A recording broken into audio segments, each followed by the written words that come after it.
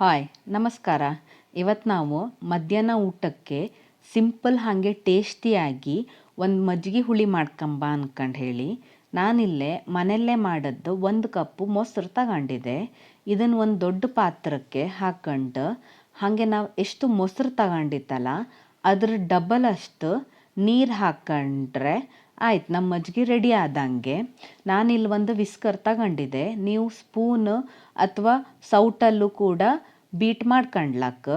ನಾನಿಲ್ಲಿ ಉಪ್ಪು ಈಗಲೇ ಹಾಕೊಂಡಿದ್ದೆ, ನೀವು ಈಗಾರು ಹಾಕ್ಕೊಳ್ಳಿ, ಆಮೇಲೆ ಹಾಕ್ಕೊಂಡ್ರು ನಡೆಯುತ್ತೆ.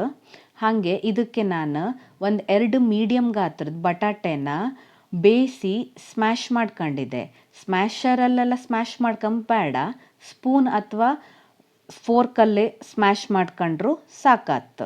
ಯಾಕೆಂದರೆ ಅದು ಒಂಥರ ಉಂಡೆ ಉಂಡೆ ರೀತಿಯಲ್ಲೇ ಉಂಬುತಿ ಸಿಕ್ಕರೆ ರುಚಿ ಆತ್ತು, ಅದಕ್ಕೋಸ್ಕರ. ಹಾಗೆ ಇದಕ್ಕೆ ಒಂದು ಒಗ್ಗರಣೆ ಹಾಕೊಂಬಕ್ಕೋಸ್ಕರ ಒಂದು ಒಗ್ಗರಣೆ ಸೌಟಿಗೆ 2 ಸ್ಪೂನ್ ಎಣ್ಣೆ ಹಾಕೊಂಡು ಹಾಗೆ ಇದಕ್ಕೆ ಅರ್ಧ ಚಮಚೆ ಸಾಸಿವೆ ಚಟ್ಪಟ ಅಂಬುತ್ತಿಗೆ ಅರ್ಧ ಚಮಚ ಜೀರಿಗೆ ಹಾಕೊಂಡು ಲಾಸ್ಟಿಗೆ ಒಂಚೂರು ಹಿಂಗೆ ಹಾಕೊಂಡ್ರೆ ನಮ್ಮದು ಒಗ್ಗರಣೆ ರೆಡಿ. ಈಗ ಗ್ಯಾಸ್ ಆಫ್ ಮಾಡ್ಕೊಂಡು ನಾವು ಮಿಕ್ಸ್ ಮಾಡಿಟ್ಕೊಂಡಿತ್ತಲ್ಲ ಮಜ್ಜಿಗೆ, ಇದಕ್ಕೆ ಆ ಪಾತ್ರಕ್ಕೆ ಒಗ್ಗರಣೆನ ಹಾಕಿ ಮಿಕ್ಸ್ ಮಾಡ್ರೆ ನಮ್ಮದು ಮಜ್ಜಿಗೆ ಹುಳಿ ರೆಡಿ.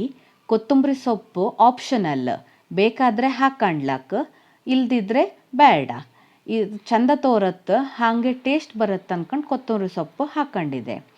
ಒಂದ್ಸಲ ಈ ಮಜ್ಜಿಗೆ ಹುಳಿ ಮಾಡಿ ನೋಡಿ.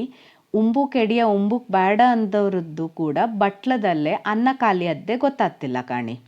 ನಿಮ್ಮ ಟ್ರೈ ಮಾಡಿ ಹೆಂಗಾಯ್ತು ಅನ್ಕೊಂಡು ನಂಗೆ ಕಮೆಂಟಲ್ಲಿ ಹೇಳಿ. ಇಷ್ಟ ಆದರೆ ಲೈಕ್ ಮಾಡಿ, ಹಾಗೆ ಸಬ್ಸ್ಕ್ರೈಬ್ ಮಾಡಿ.